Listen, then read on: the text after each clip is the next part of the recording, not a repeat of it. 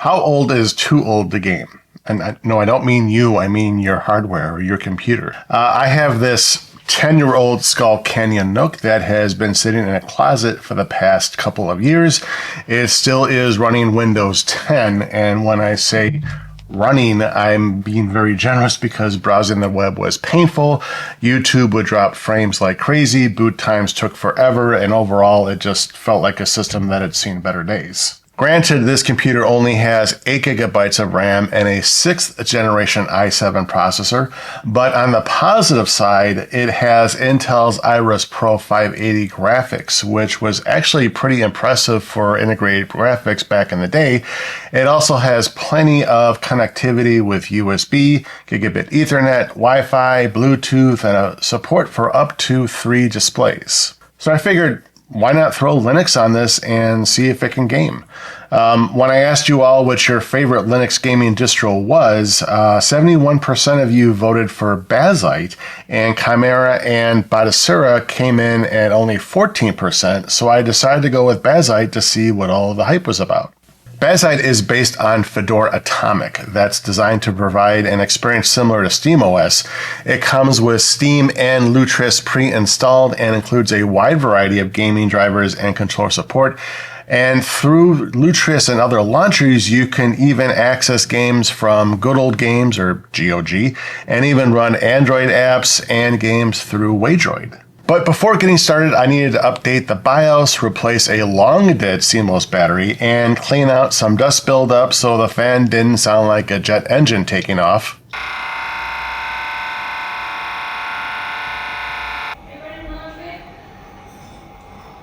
My original plan with Bazzite was to turn this old NUC into a kind of a living room gaming machine using Steam Gaming Mode, which can actually handle both Steam games and emulation pretty well.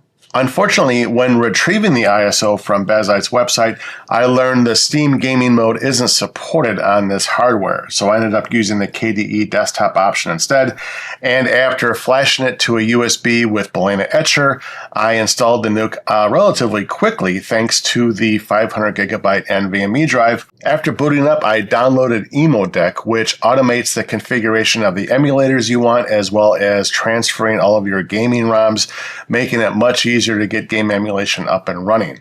The first game I played was God of War 2 on the PlayStation 2, and I was really surprised how well it played. Using an Xbox 360 controller, everything felt smooth and responsive with great controller feedback. The audio played perfectly in sync with the action, and I didn't see any crashes or experience any type of slowdowns.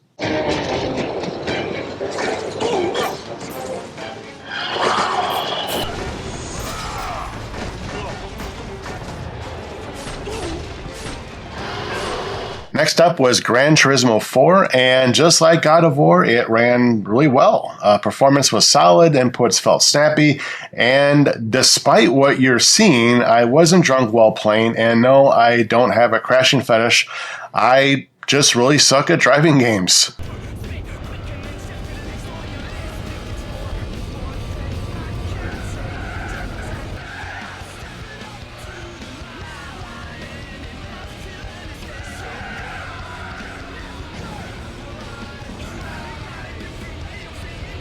Onto GameCube emulation with Zelda, the Windwaker, and even with shaders enabled, I didn't have any lag issues. Audio was crisp, gameplay felt smooth, and I was really surprised how well it played.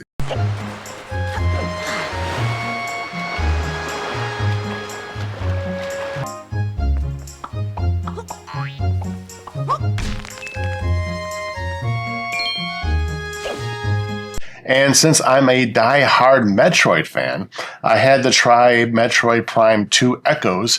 It played buttery smooth also. The audio was excellent and everything felt fluid and responsive throughout.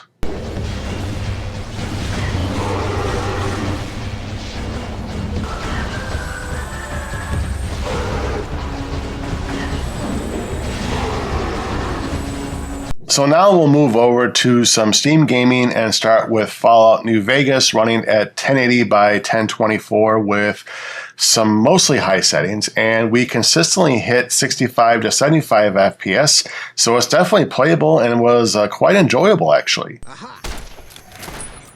Come on.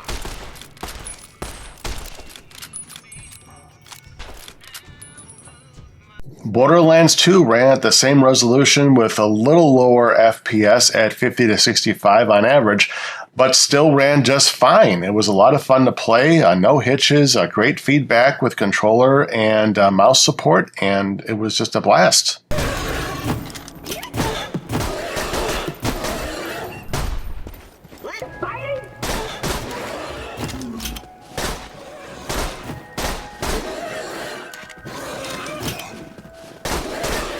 Playing the original Fear was another pleasant surprise. Granted, it's almost 20 years old, but this game wasn't exactly lightweight when it launched. Fear was actually pretty well known for its atmospheric lighting and shadow effects, and it still creeps me out to this day. On the NUC, it regularly pushed over 120 FPS and felt fantastic to play.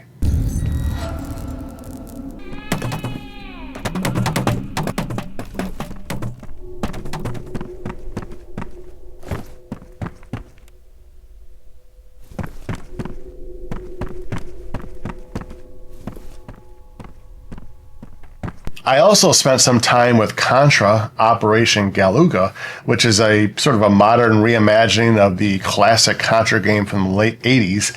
The action felt fast and predictable with none of the stuttering, crashes, or audio glitches that can sometimes plague older hardware.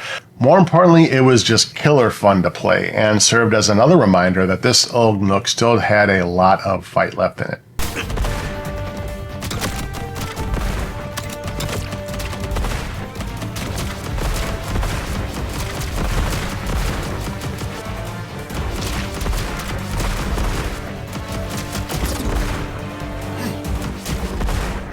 Lastly, I had just a blast playing the original Hades.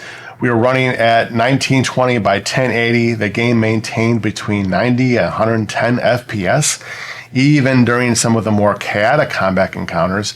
Dodges, attacks, and my abilities all felt immediate, and at no time did the system feel overwhelmed by everything that was happening on screen.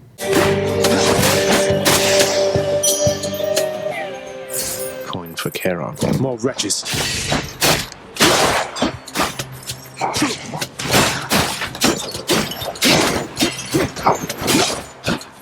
I then tried Half-Life 2 and was able to get to the welcome screen, but when I tried to load a save, it crashed.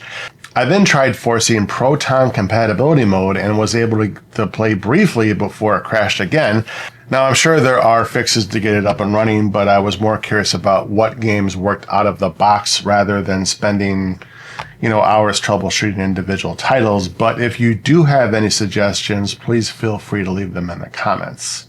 And yes, despite Half-Life 2 crashing, I was still feeling ambitious and had to try Doom Eternal.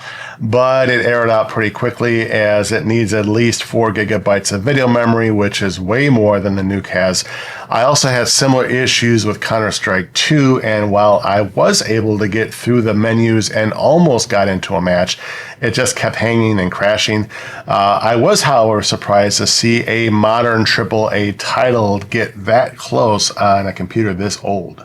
So overall, for a 10-year-old computer that's been sitting in a closet for the past couple of years, this guy performed a lot better than I thought it would. Now, it's obviously not going to be some PS3 emulation powerhouse or replace your modern gaming PC, but for GameCube games, Wii, PlayStation 2, and many older Steam titles, as well as a few more modern ones, it actually did pretty well for what I threw at it. I suspect other Linux distros like Fedora, Nabara, if I'm saying that right, Chimera OS would produce similar results depending on your hardware. But at the end of the day, this experiment wasn't only about the distro, it was also about how far I can push a 10-year-old computer that I had pretty much forgotten about. But now I'm curious, what's the oldest computer you've managed to game on recently, and what is your favorite Linux distro of choice for gaming? Anyway, folks, that's going to wrap up another video. If you found it useful, please give us a like and make sure you're subscribed to Mackey Tech. And as always, I would love to hear your feedback and comments below. If you'd like to support me, please consider joining my free Patreon or becoming a member of the channel, where you get all sorts of cool stuff like cool emojis and member shoutouts. A shout out to my Patreon supporters as well as my guy Dom, you know who you are. And thank you all for watching. We'll be talking to you again very soon.